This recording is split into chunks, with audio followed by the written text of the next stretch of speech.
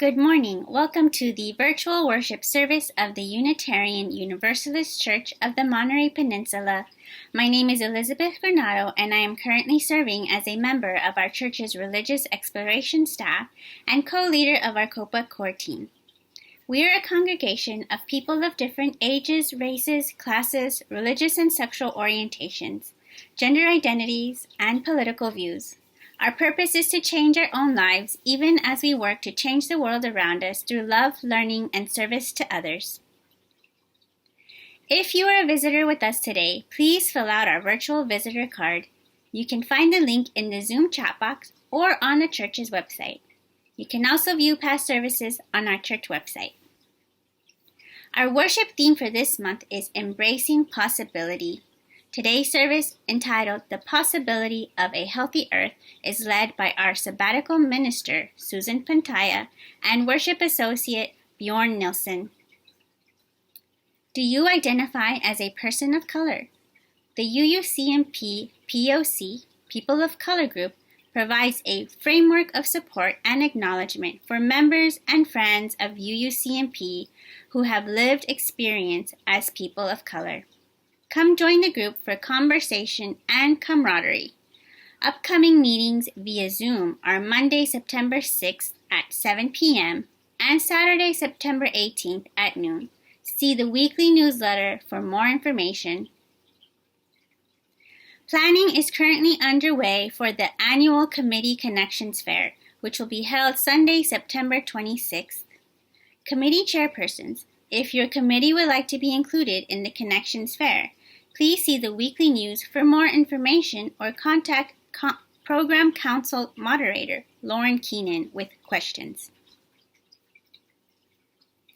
For the latest summary of the policy for use of our church building from the UUCMP Reopening Task Force as approved by the Board of Trustees, please see this week's Wednesday newsletter or the church website. Our religious exploration program is seeking interested UUCMP volunteers to mentor our youth in their coming of age class, about once a month, September through May.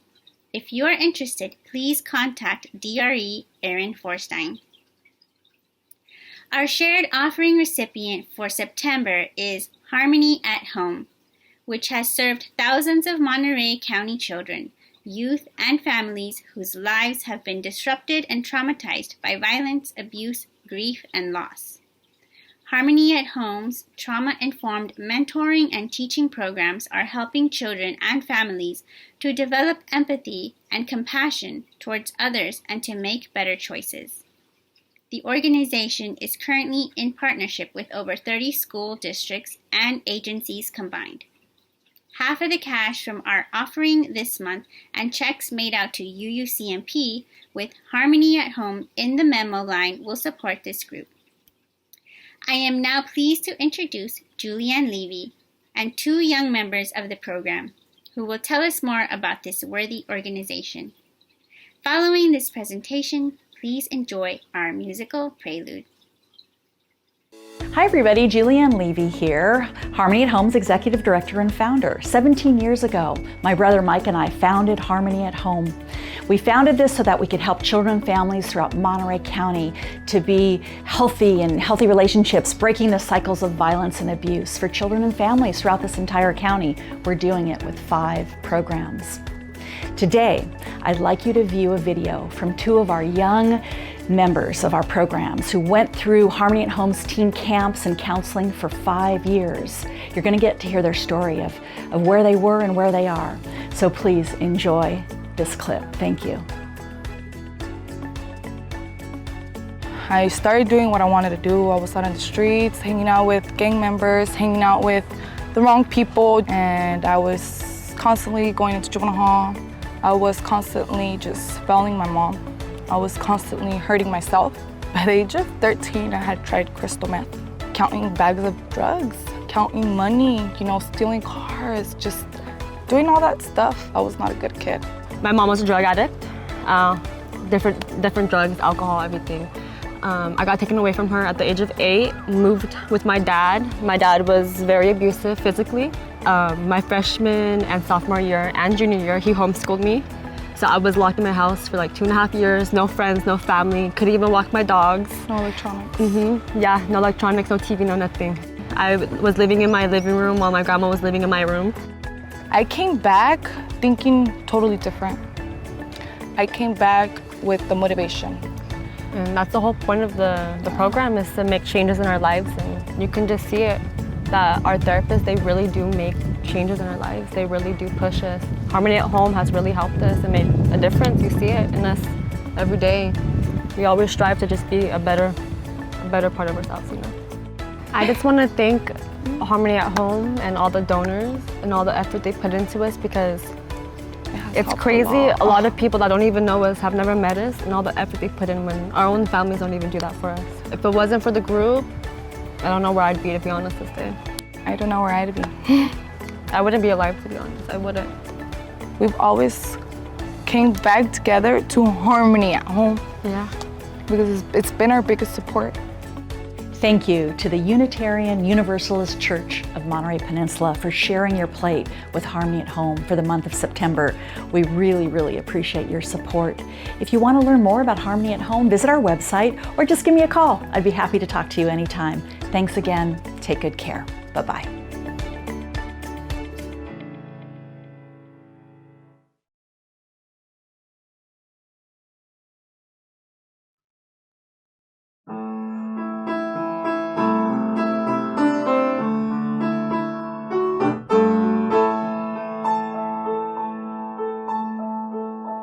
Mother Earth, beloved garden, living treasure underfoot, all our days you ground our being, sage and thistle, grass and root, herbs to heal us, plants to feed us, land to till and tend and plow, with a pendant deep as midnight north we ask you be here now. Father, ere your inspiration holds together all that lives, as we breathe our minds see clearly, leading us to love and give.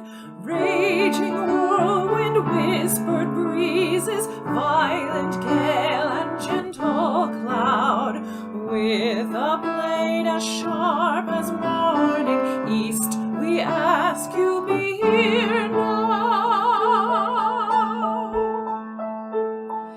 Brother fire, great transformer, share the passion of the sun. In our hearts your warmth revives us, cooks our food and heats our homes. Flaming candle, blood within us, blazing desert will to grow. With the wand directing power south, we ask you be here now. Sister water ever flowing, ocean, river, pond and rain, drink we now and quench our thirsting, cleanse us, we begin again. Mist and ice, a host of changes, all that courage will allow. With the cup, the holy chalice west, we ask you be here now. Lover, spirit, intuition, in the center of our souls, in your love we find relation, all connected we are whole. Timeless mystery, quiet conscience, deepest values voice inside. With a drum and with a cauldron, this we ask you be our guide.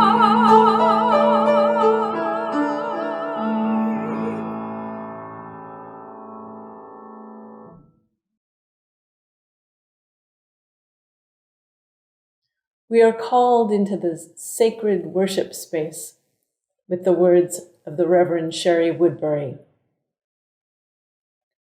Welcome, who come in friendship, who long for genuine community. May you be graciously received here as your authentic self. Welcome, who come in curiosity, full of questions or simply open. May you embrace wonder and encounter new delights. Welcome, who come heavy with fatigue, weary from the troubles of the world or the troubles of your particular life. May you rest and be filled in this sacred place. Welcome, who come with joy for flowing rivers and gentle breeze, for changing skies and great trees. May the graces of the world lead a lasting imprint to you. Welcome, who come with thanks for the altruism of the earth and the gift of human care. May your grateful heart overflow and bless those around you. Come, let us celebrate together this wondrous life.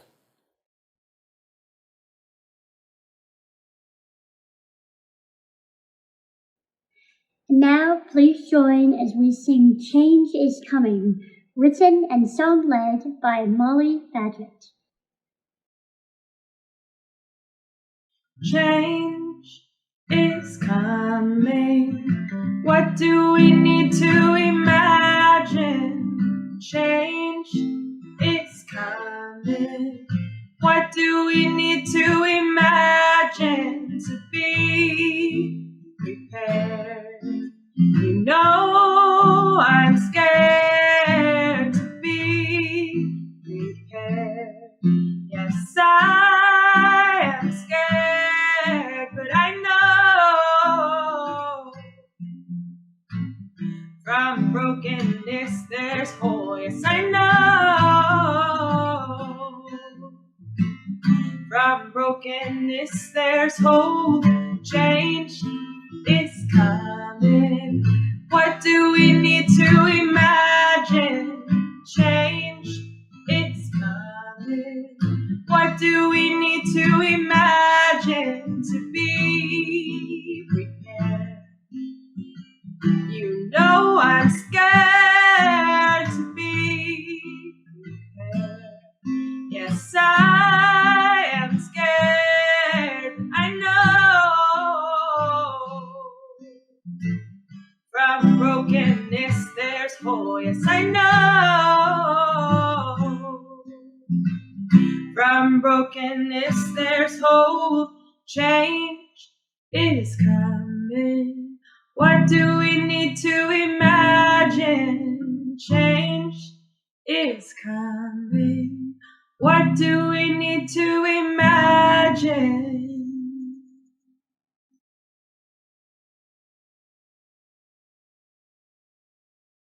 With Unitarian Universalists around the world, we light our chalice, the symbol of our faith and our covenanted aspirations of love, hope, and justice. I will begin with the words of the leader. Please join me in the response as Bjorn lights our chalice. We gather together as a community of memory and hope to celebrate life and its infinite possibilities for love. We light this chalice as a symbol of the light within every human heart. May our individual sparks meet and merge, bringing both light and warmth to the world.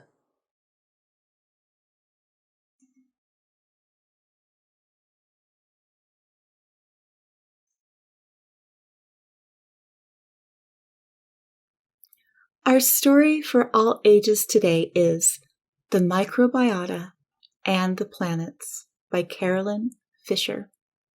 And this is how the story goes.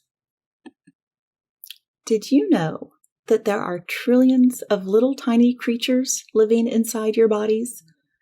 They're called microbiota, and they're so tiny that to them, you and your body are like a planet. To my microbiota, I am planet Aaron. You are planet Estella. You are planet Alexander, and you are planet Callie. Microbes are so tiny that you can't see them, can't hear them, and can't feel them move. One microbe all by itself can't do too much. They live in your planet body and depend on you for their entire lives. But your planet body also depends on them to stay healthy. If the microbiota are out of balance, you are more likely to get sick. Have any of you ever been sick? Yes? Me too. Did you ever have a fever or throw up? Me too. When this happens, it might be because the microbiota in your planet body got out of balance. Some microbiota protect you from bacteria that make you sick. Other microbiota help digest your food. In general, if you are healthy, you can thank all those trillions of tiny microbiota working together to keep things in balance. So, our bodies are like a planet. But our planet Earth is also like a body, and people are like one kind of microbiota. I am microbe Aaron. You are microbe Gid. You are microbe Izzy, and you are microbe Abby. Most of the time, our planet Earth is so big and we are so tiny compared to it that we don't even notice or remember how much we depend on our planet.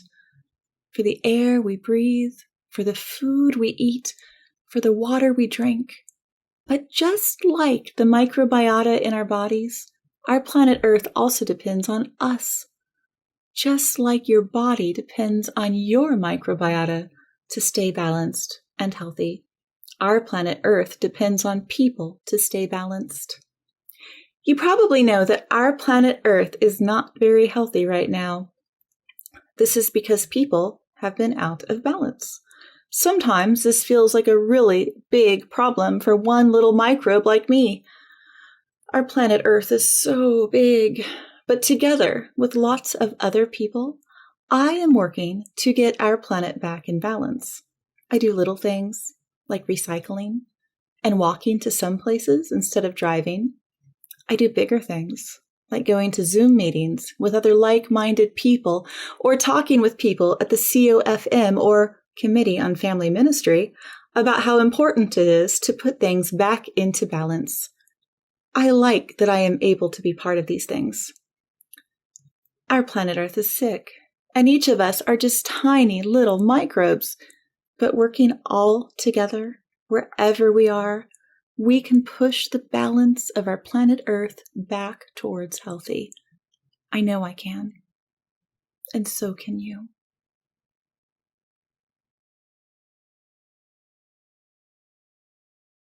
Good morning. I'm Bjorn Nilsson, your worship associate for this morning. This month, our theme is Embracing Possibilities. And today's topic is the possibility of a healthier Earth. Recently, I've been reflecting on a term by the CEO of Beyond Meat, hedonistic altruism. At first, for those of us who have been raging a war against consumerism, big business, petroleum, waste, and indifference, hedonistic altruism seems an oxymoron, a contradiction in terms. But the more I think about it, the more I believe the search for solutions to our problems that bring pleasure to humanity may force a tipping point. Beyond the personal satisfaction of doing the right thing, these solutions can be the thumb on the scale to rebalance the centuries of waste, greed, and delusion. Let me give some examples of behaviors that do not require sacrifice once we restructure the problem and find new solutions. Before the lockdown, there were a bunch of Priuses in the parking lot, vehicles ahead of their times. But your next car will be all electric and cost about the same as a Prius. Be almost maintenance-free, quieter, safer, faster, drive like a BMW, and the electricity it uses can come from solar panels on your roof with a battery in the basement or garage. The batteries and the aluminum from your car are recyclable. If you've ever driven a Tesla, you will never go back because it's just plain fun. If you're like me, for most of my life, I couldn't afford a new car. I just bought used cars. So buy my used hybrid before your gasoline or diesel is renegated to the backfield with the draft horse. Another example is that one night after Sangha, before the shutdown, Wanda Parrott said she was going to Burger King to get a veggie burger, and they're really good.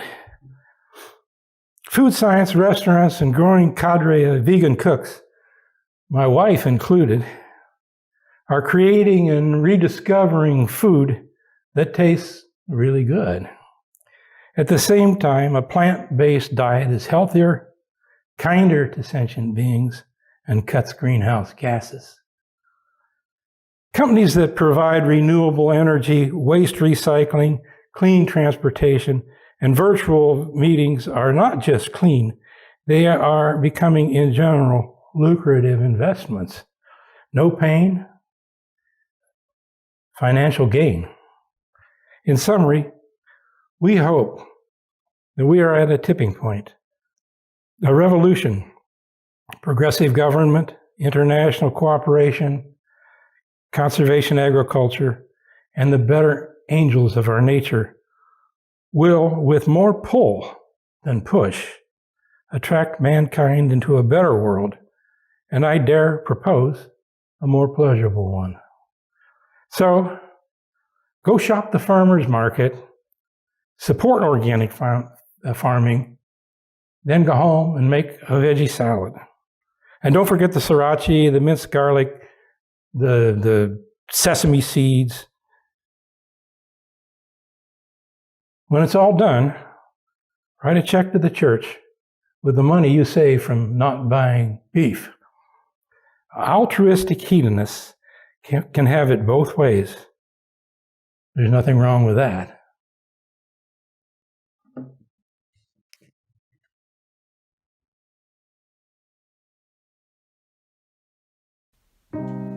And now please join as we sing, Wake Now My Senses. Wake now my senses and hear the earth call.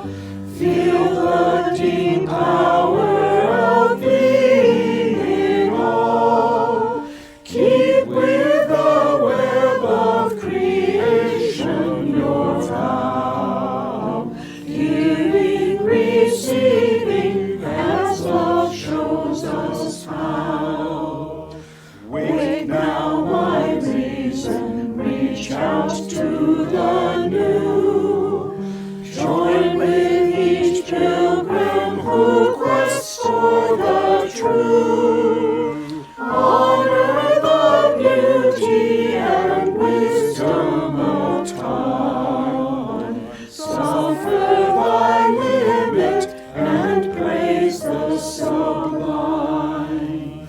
Wake now my vision of ministry clear.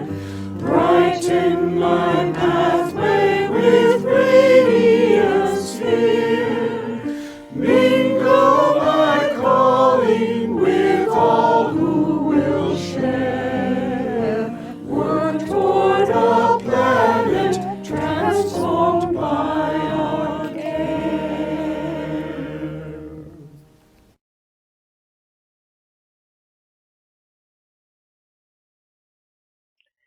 This now is the time we take each week to pause for a moment, take a breath,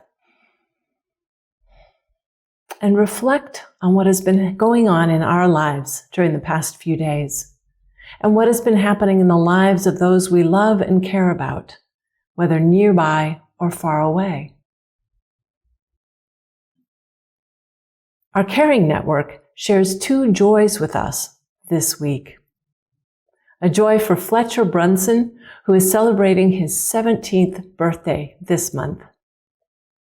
And a joy for Bruce Morrison, who will be turning 8 years old. Happy birthday to you both. We each bring our own personal joys and sorrows with us today that are in our minds and in our hearts. We will now drop a few pebbles representing your individual joys and sorrows into our shared waters of love and support. During this time, you are welcome to write a message in the chat. And you may always also contact the Caring Network privately.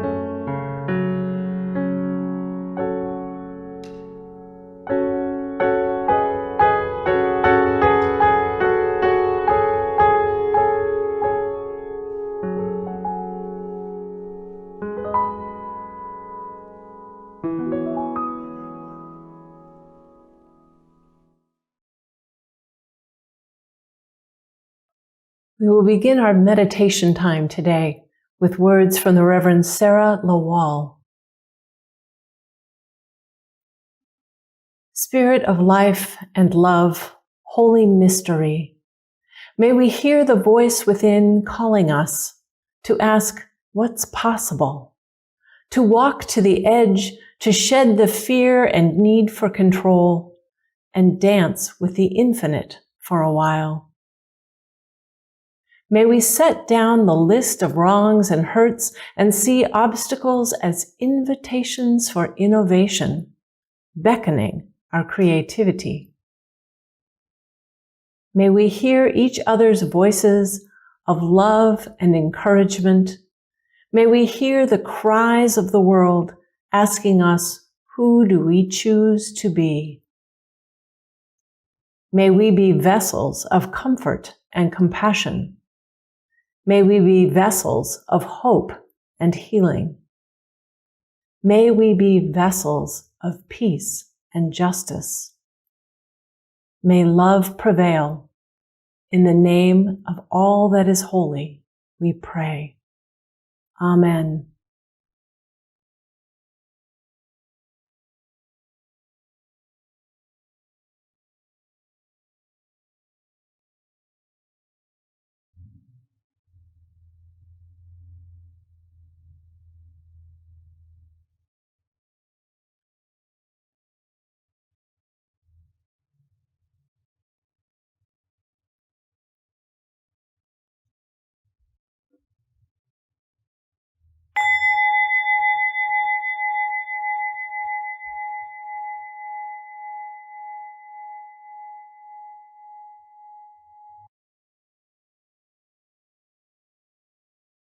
This now is the time for our morning offering.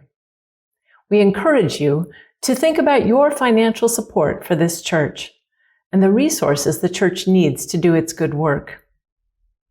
We encourage you to write a check and drop it in the mail, or use the donate button on the church's website. You are also encouraged to donate to our shared offering recipient for this month, Harmony at Home. And now please enjoy our beautiful offertory music.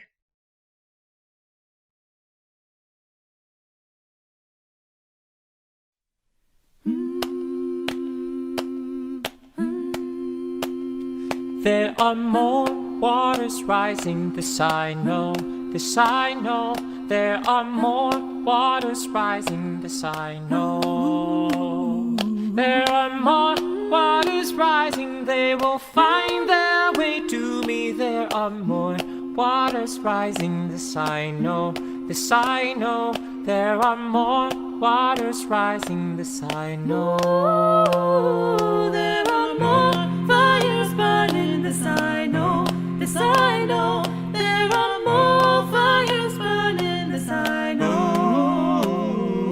There are more fires burning, they will find their way to me. There are more fires burning, this I know, this I know. There are more fires burning, this I know. Doom, oh, Daya doom, oh, daya doom, oh, daya doom, There are more mountains falling, this I know, this I know. There are more mountains falling, this I know. this I know. There are more mountains falling, they will find their way to me. There are more mountains falling, this I know, this I know. There are more mountains falling, this I know. I will wade through the waters, this I know, this I know. I will wade through the waters, this I know. I will wade through the waters when they find their way to me. We will wade through the waters, this I know, this I know. We will wade through the waters, this I know.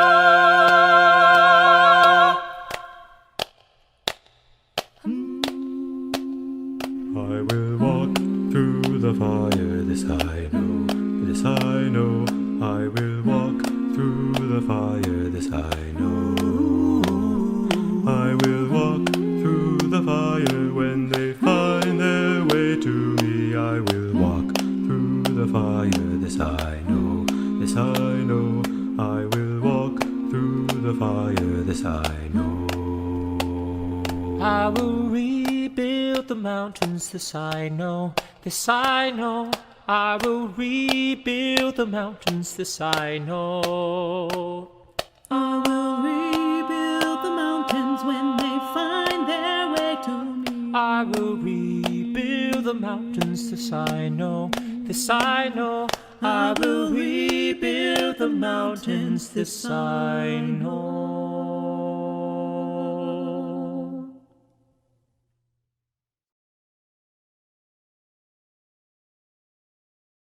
Our first reading this morning is from the Reverend Adam Robersmith. In his essay, Cherishing Our World, Avoiding Despair in Environmental Justice Work. He writes, 19th century Universalist Hosea Ballou's theology calls us to consider our commitments and values in this day and age. If people, creatures of this earth, have worth and dignity, we must recognize that the earth itself, the home and origin of those creatures, has worth and dignity as well. Imagine how we might engage with one another and the environment if we held to this extension of Ballou's theology. We would look at the environmental impact of mountaintop removal or strip mining as a great harm to be stopped, regardless of whether the communities near the mine were wealthy or poor. We would understand that poisoning water and with pollutants was unacceptable, whether it supplied an urban center, a Native American reservation, a tourist destination, or a national park. We would understand that if climate change makes inhabited spaces uninhabitable for humans, plants, or animals, then we should avoid it at all costs because it degrades what is good. Our choices, policies, and economics would no longer be based on the premise that harming those with the least power inflicted the least harm. Instead, we would see that environmental injustice exponentially increases the harm by allowing damage to those people and things we should be most careful to protect. Our second reading is from Krista Tippett, creator of the On Being radio series. Hope is a muscle, a practice, a choice that actually propels new realities into being. It's a muscle we can strengthen. It's not the same as idealism or optimism. This kind of hope has nothing to do with wishful thinking. Hope, as I have seen it lived, is at once fierce and persistently playful. I've come to understand this quality of hope as an essential foundation and power for the generative story, the generative landscape that is emerging out of all the rupture this moment in the life of the world has laid bare. Enough of us see that we have a world to remake. We want to meet what is hard and hurting. We want to rise to what is beautiful and life-giving. We want to do that where we live. And we want to do it walking alongside others. We're asking where to begin.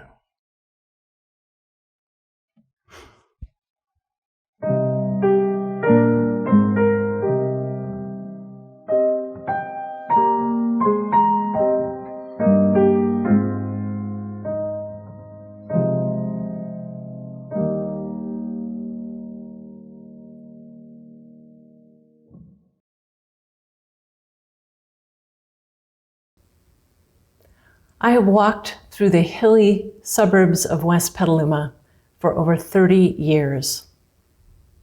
It is the place I call home.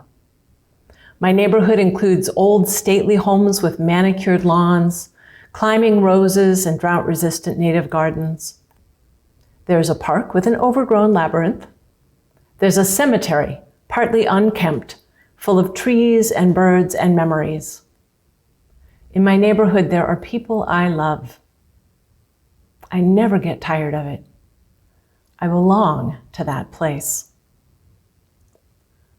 Having served at UUCMP for the last year, I have also become attached to this place, the land around the church building. I've come to love the Monterey pines and the Coast live oaks, the hawks and the jays. I love the light of the late afternoon sun setting the tops of the trees aglow. I have come to feel connected here. I've also found my place in other landscapes, the deserts around Las Vegas, the shocking brightness of Antarctica, the Sierra above the tree line, the cityscape and hidden parks of San Francisco. In each of these places, I have felt awed by the immensity and beauty of our planet, humbled by my smallness in it, grateful for my presence in the complex organism that is Earth. In what landscapes and places do you feel most at home? I wonder if sometimes you too find yourself feeling awed, humbled, or grateful in those places. I love our story this morning that described us human beings as part of a healthy Earth system in the same way that microbes are part of a healthy human body. Although humans are a relatively recent addition to the Earth system, we have become an integral part of it, wielding tremendous influence on it. Like microbes in the human body can sometimes do, people have disrupted the health of the planet. The recent United Nations report on the impact of global climate change confirms that human activities are responsible for the rising global temperatures over the past century and the climate disruption this has caused. Warmer air can hold more moisture, and this fact has led to more frequent and devastating floods, storms, hurricanes. Just in the past few days, Hurricane Ida has inflicted huge amounts of damage, from flooding, tornadoes, and high winds in the southern part of the country and all the way up the Atlantic coast. Dozens of people lost their lives in the storm event. My heart aches for all those who were and continue to be affected by those storms. Here in the West, global climate disruption has led to deepening drought and higher daytime temperatures than ever seen before. Water shortages are necessarily impacting how people live, grow food, and do business.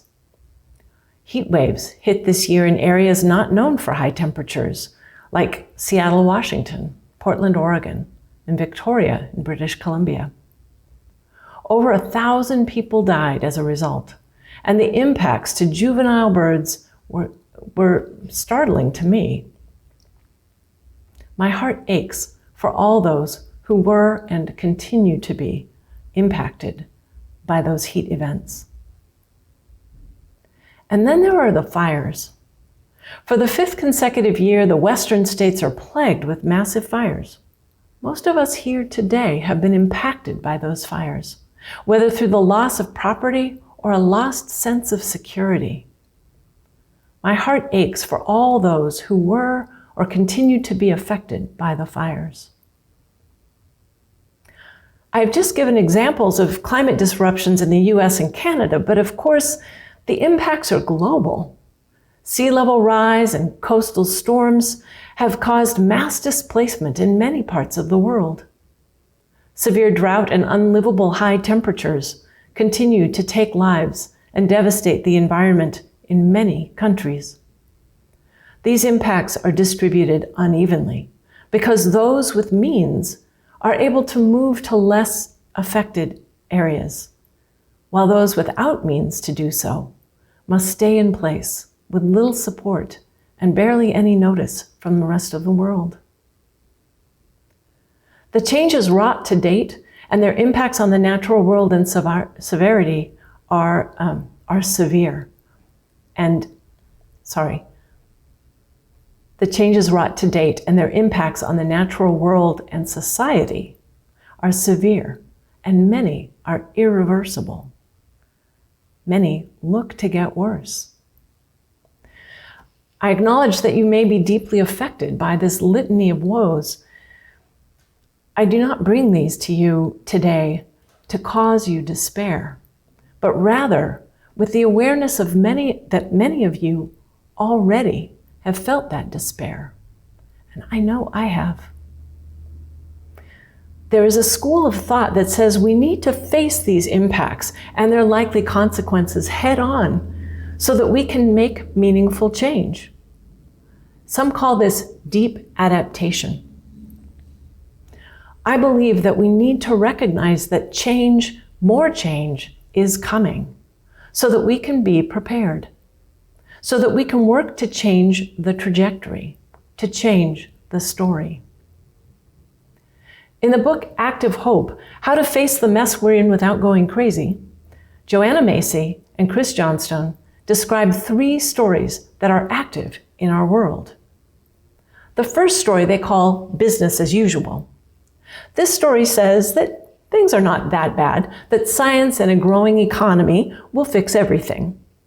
We just need to keep all of our existing systems in place. Of course, the current systems are not just.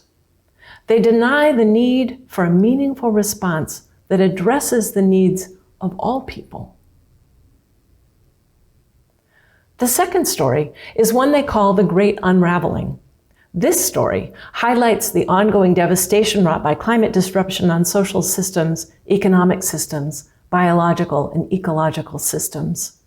This story suggests that everything is horrible and there is nothing that can be done about it. The story leads to despair and denial.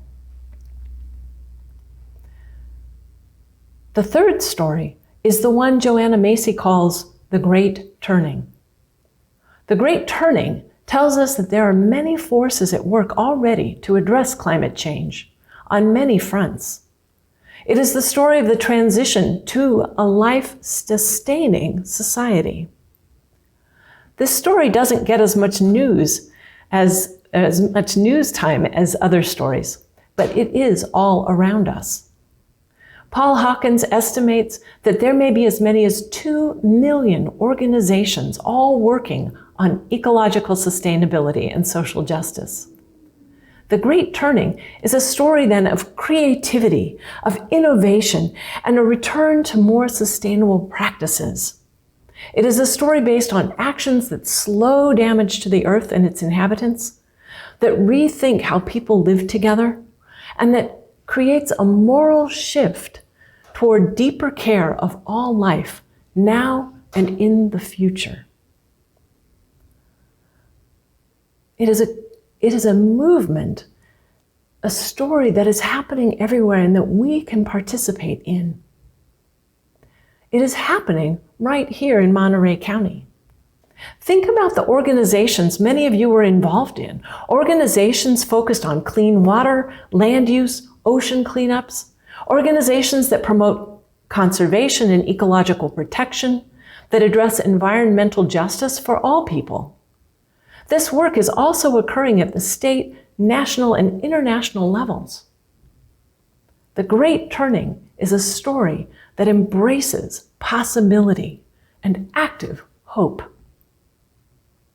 According to Macy and Johnston, active hope is not the kind of hope that waits for others to bring about the desired outcome.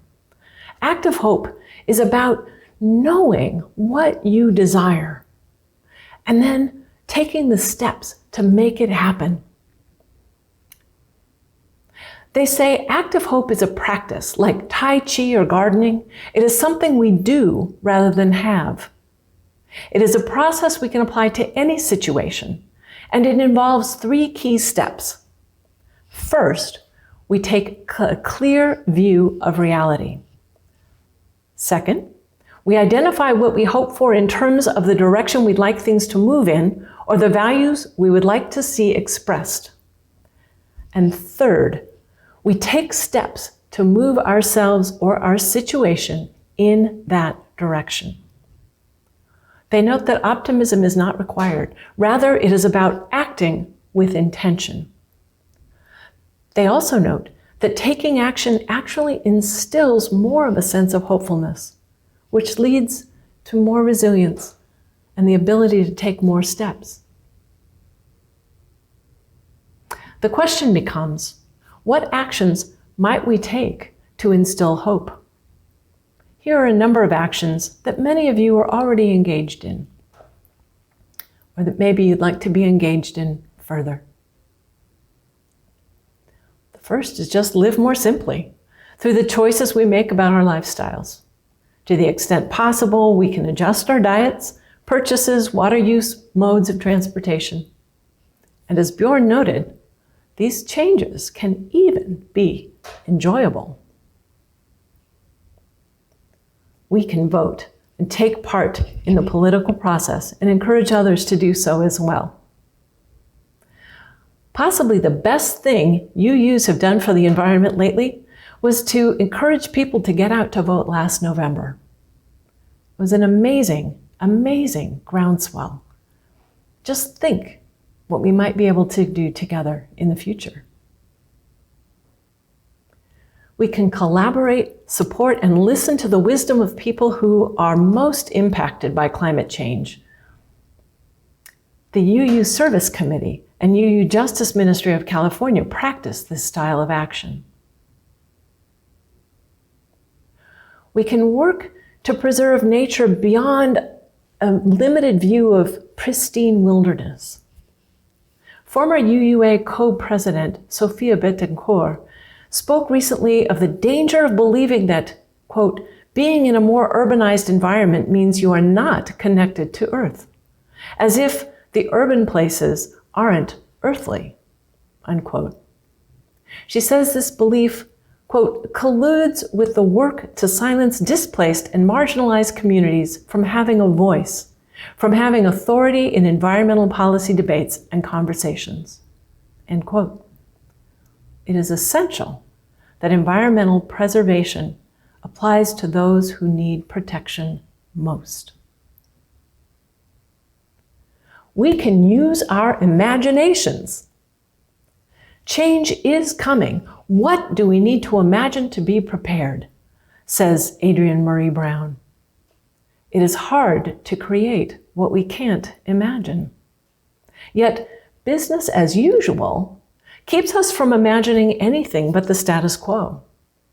And the great unraveling keeps us from imagining anything but doom and gloom. What if we imagined a healthy earth and really held on to that possibility? What do you picture when you think of a healthy earth? And what can you imagine might be different than what we see today? Can you imagine lower impact transportation systems, more opportunities for people to buy local food, smarter use of resources? Maybe you imagine better ways to communicate with one another and to work out differences. Maybe opportunities for those who are silenced by business as usual to have any say in solving our most pressing problems. Now I wonder, what steps can you imagine taking toward those visions? What actions, what thoughts, what ways might you contribute to moving toward that healthier vision? Finally, we can continue to love our own place in this world, the community and land we are intimately connected with. We can approach this relationship with our neighbors, both human and more than human, with humility and gratitude, aware that we are merely strands in the web of life, aware that whatever we do to the web, we do to ourselves. This kind of love, which flows from our universalist roots and our principles, coupled with active hope, helps us to find the emotional and spiritual sustenance, the resilience to keep moving forward together in gratitude.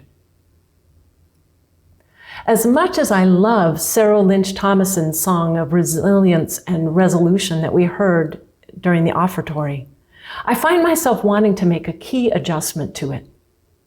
I think it's essential that we change the word I to the word we. We will wade through the waters. We will walk through the fire. We will rebuild the mountains together. That may be the only way that it can be done. I believe our faith, our principles, call us to do this work together in a million ways, small and large. For the health of each of us is intimately bound up with the health of all humans, all creatures, and all of the earth. Together, like microbes in a body, we can improve the health of this incredible organism that is planet Earth. We can face together whatever comes and help each other through it. Our UU faith calls us, as the song says, to mingle our calling with all who will share work toward a planet transformed by our care. To take action in love together. Friends, let us heed this call in whatever ways we can, with active hope for the future of our human family and our earthly home. So may it be. Amen.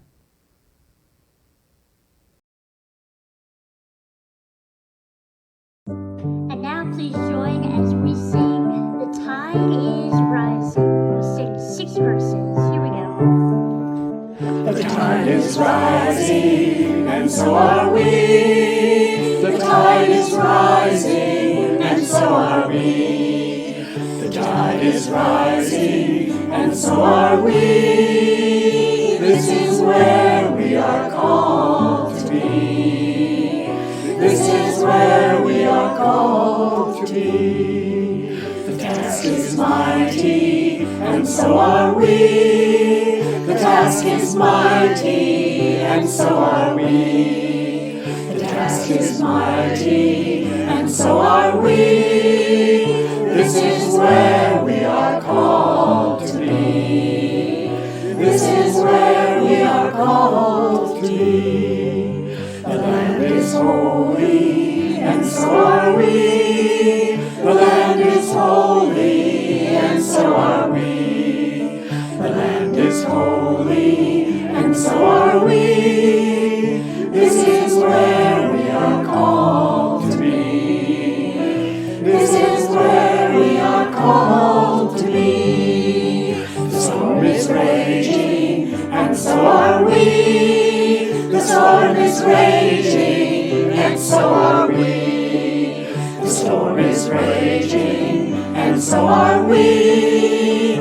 This is where we are called to be. This is where we are called to be. The sun is shining, and so are we. The sun is shining, and so are we. The sun is shining, and so are we. This is where we are called to be. This is where we are called to be. The world is ready, and so are we. The world is ready, and so are we. The world is ready, and so are we. This is where we are called to be. This is where we are called to be. This is where we are called to be. This is where we are called to be.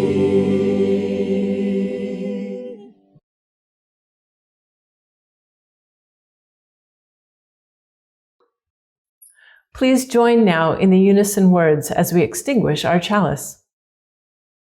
We extinguish this chalice, but take its light into our lives to be the presence of love in the midst of fear, the voice of hope in the face of despair, and the hands of justice, restoring a world worthy of our children.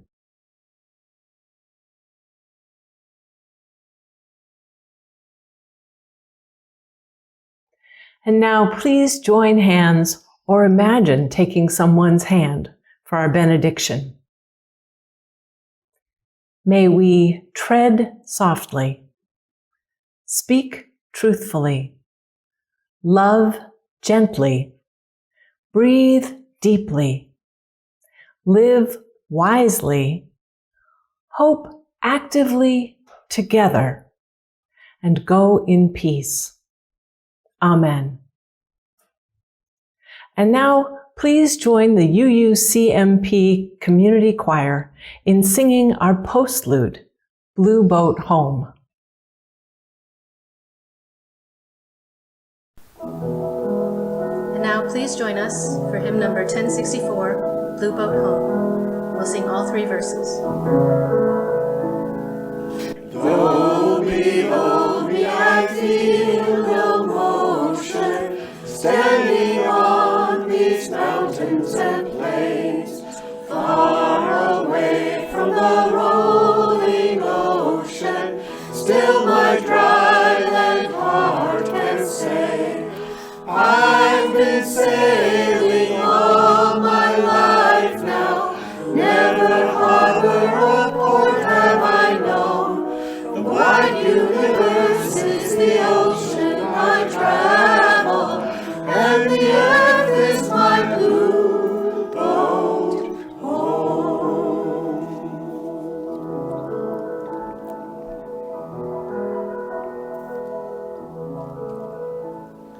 Sun, my sail, and moon, my rudder, as I ply the starry sea, leaning over the edge in wonder, casting questions into the deep, drifting here with my ship's companions, all we kindred pilgrim souls, making our way by the lights of the heavens in our beautiful blue boat home.